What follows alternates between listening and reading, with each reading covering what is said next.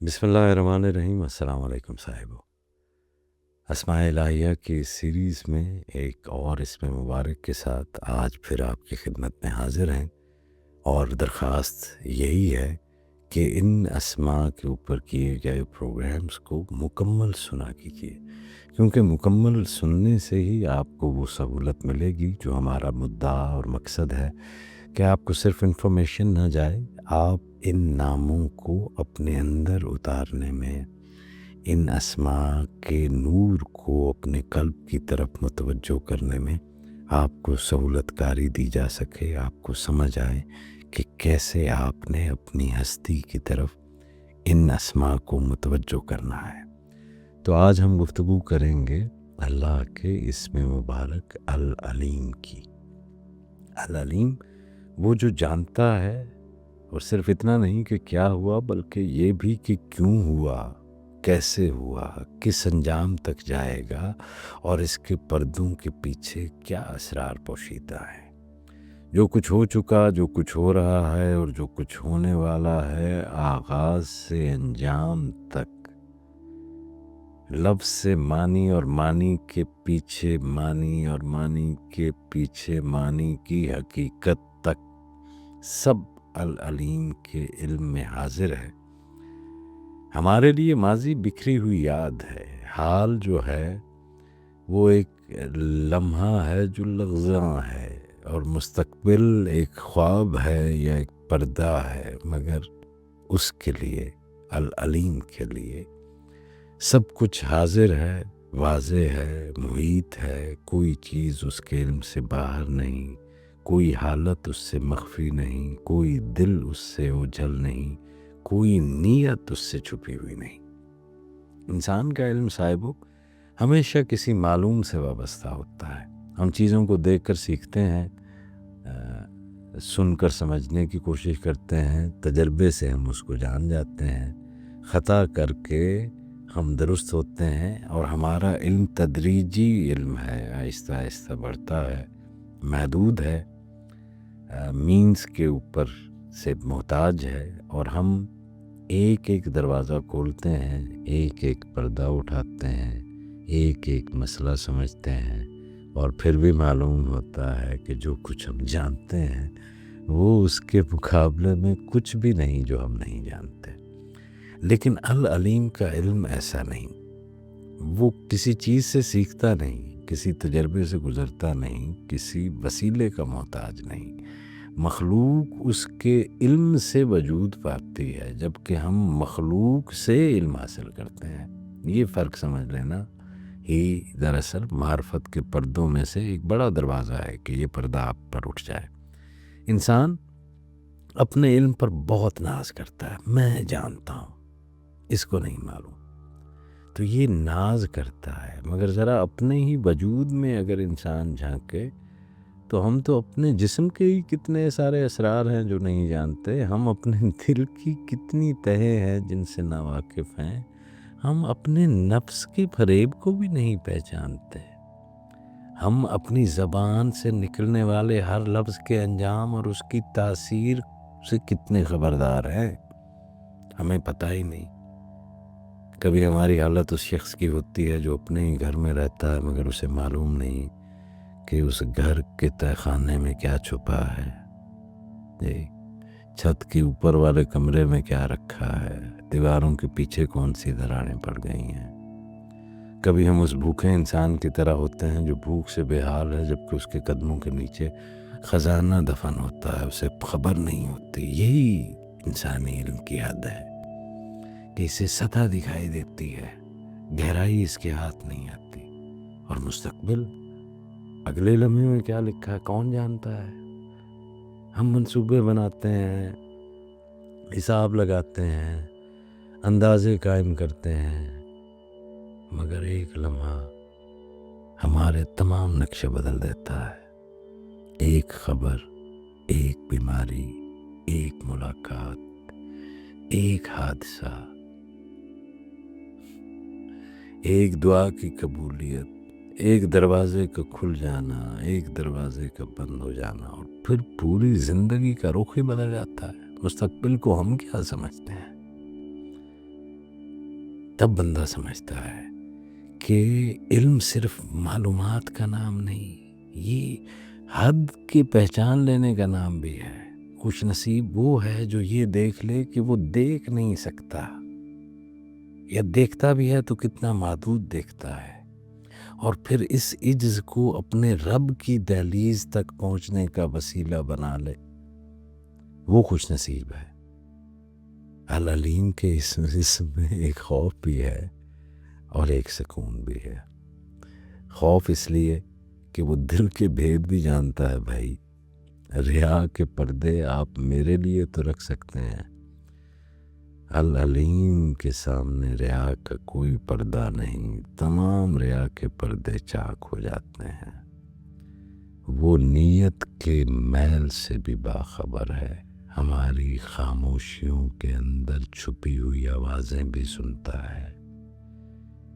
اور سکون العلیم میں اس لیے ہے کہ وہ ہماری بے بسی بھی جانتا ہے، ہماری ٹوٹی ہوئی کوششیں بھی جانتا ہے، ہمارے سچے ارادے بھی جانتا ہے۔ وہ ہمارے آنسوؤں کی صحیح قیمت لگانے والا ہے، ان آنسوؤں کو بھی جانتا ہے جو کسی نے نہیں دیکھے، ان آنسوؤں کو بھی جانتا ہے۔ کبھی ایسا ہوتا ہے کہ بندہ اپنی حالت نہیں بیان کر سکتا، بندہ تو اپنے جذبات بیان نہیں کر سکتا، تو العلیم سکون دیتا ہے کہ میں بیان تو نہیں کر سکا لیکن العلیم میری حالت کو جانتا ہے۔ اس العلیم کے حضور میں خاموشی بھی دعا بن جاتی ہے، کیونکہ وہ کہے ہوئے سے پہلے بھی جانتا ہے اور کہہ نہ سکنے کے بعد بھی جانتا ہے۔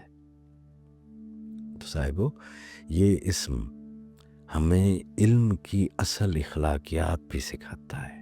علم اگر عاجزی پیدا نہ کرے تو جہالت سے زیادہ خطرناک ہو جاتا ہے۔ آپ جانتے ہیں اس کا بہت بڑا غرور ہے، یہ جہالت بن جاتا ہے۔ اس بات کے اوپر ٹک جانا کہ میں جان گیا ہوں، میرا علم یا میری پہنچ حتمی ہو گئی ہے، یہ بہت زیادہ خطرناک ہے، یہ جہالت سے زیادہ خطرناک ہے۔ علم اگر رحمت نہ بنے صاحبو تو یہ تکبر بن جاتا ہے، ابو جہالت ہو جاتی ہے۔ یہ علم اگر ہدایت نہ دے تو یہ حجت بن جاتا ہے۔ علم اگر دل کو نرم نہ کرے تو زبان کو سخت کر دیتا ہے۔ اس لیے العلیم کا بندہ وہ نہیں جو صرف یہ ہے کہ وہ بہت کچھ جانتا ہو، یا اس کا حافظہ بہت اچھا ہو، یا وہ ریپیٹ کر سکتا ہو، کئی ہوئی باتوں کی میمکری کر سکتا ہو، بلکہ وہ ہے جو جان کر جھکتا ہو، جو سمجھ کر سنبھلتا ہو، جو بول کر اصلاح کرتا ہو، خاموش رہ کر بھی حق کا ادب قائم رکھتا ہو۔ حقیقی علم وہ ہے نافع علم جو بندے کو اپنے رب کے قریب لے جائے، وہ ہے نافع علم جو اس کے باطن کو صاف کرے، وہ ہے نافع علم جو اس کی نیت کو، اس کی انٹینشن کو درست کرے، اور وہ ہے نافع علم جو حق اور باطل میں فرق کرنے کی بصیرت عطا کرے۔ تو صاحبو، العلیم کے نور میں انسان اپنے علم کی محدودیت سے مایوس نہیں ہوتا، بلکہ درست ہو جاتا ہے۔ وہ جان لیتا ہے کہ مجھے سب کچھ نہیں جاننا، مجھے اتنا جاننا ہے جتنا میری بندگی درست کر دے۔ مجھے ہر راز تک نہیں پہنچنا، مجھے اپنے فرض تک پہنچنا ہے۔ مجھے ہر بحث نہیں جیتنی، مجھے اپنی نیت بچانی ہے۔ مجھے ہر سوال کا جواب ہی مجھے نہیں آئے، مجھے سچا سوال پیدا کرنا ہے۔ جب بندہ اس مقام پر آتا ہے تو علم اس کے لیے بوجھ نہیں رہتا، نور بن جاتا ہے۔ پھر وہ معلومات کے انبار میں بھی گم نہیں ہوتا، پھر اس کے اوپر حکمت کے راستے کھلنے لگتے ہیں۔ تو اب آتے ہیں عبدالعلیم کی طرف۔ العلیم کا بندہ کون ہے؟ عبدالعلیم کیا ہوتا ہے؟ عبدالعلیم صاحب وہ ہے بندہ ہے جسے اللہ حکمت اور بصیرت عطا فرماتے ہیں، ایسا علم جو محض کتابی جمع نہ ہو، معلومات کا خزانہ نہیں ہو، بلکہ جس میں نورانی فہم ہو۔ عبدالعلیم وہ چیزوں کے ظاہر کو دیکھتا ہے مگر باطن سے غافل نہیں رہتا۔ عبدالعلیم الفاظ سنتا ہے مگر نیت کے وزن کو بھی پہچانتا ہے۔ عبدالعلیم معاملات کو سمجھتا ہے مگر دلوں کی ٹوٹ پھوٹ کا لحاظ بھی رکھتا ہے۔ اسے جو علم نصیب ہوتا ہے وہ محض معلومات نہیں رہتی، وہ عرفان بن جاتا ہے۔ اللہ کی نشانیاں پہچاننے کا ذوق پیدا ہو جاتا ہے۔ عبدالعلیم کے اندر عرفان کی بنیاد رکھی جاتی ہے۔ بندہ یہ جان لے کہ اللہ کی ذات کو حقیقتاً اللہ ہی جانتا ہے، انسان اس کو اس کے اسماء صفات اور افعال کے جلووں کے ذریعے پہچانتا ہے۔ یہی وجہ ہے کہ العلیم کا ذکر دل میں ادب پیدا کرتا ہے۔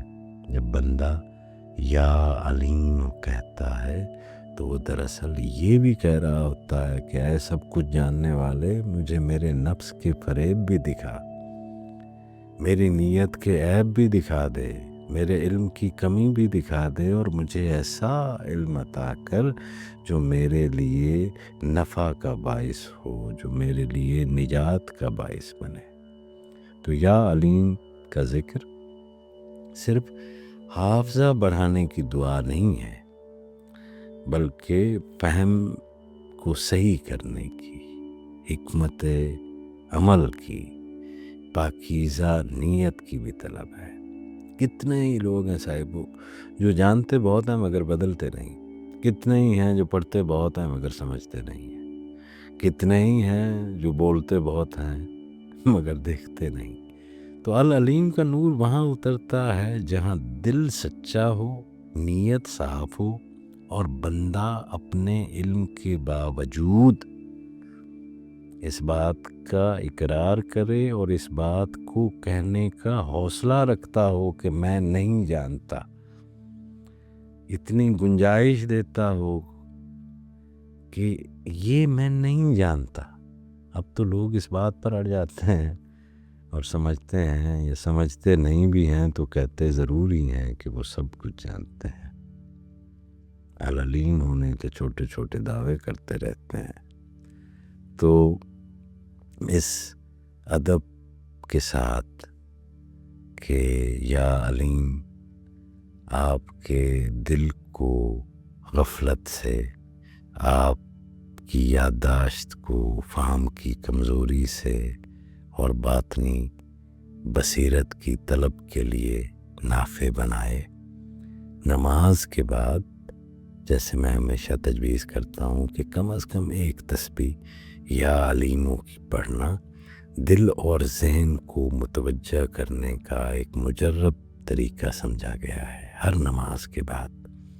اور جیسے میں آپ کو کہتا رہتا ہوں کہ موجودہ انسان کا کیونکہ توجہ کا سپین بہت کم ہے، اسی لیے ہر 10 مرتبہ پڑھنے کے بعد انسان پھر سے اپنی نیت کو درست کرے کہ اللہ تعالیٰ بندے پر وہ باتیں کھول دے جو پہلے اس کی نگاہ سے اچھلتی۔